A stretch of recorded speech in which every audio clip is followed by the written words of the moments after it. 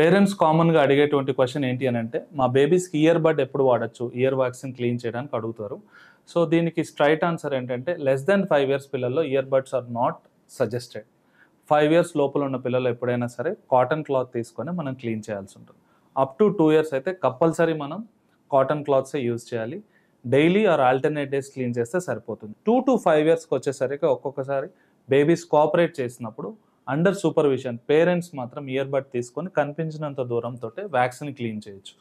Otherwise అది కూడా avoid చేసి బేబీస్ కదులుతున్నారు కోఆపరేట్ చేయాలంటే కాటన్ క్లాతే వాడాల్సి ఉంటుంది.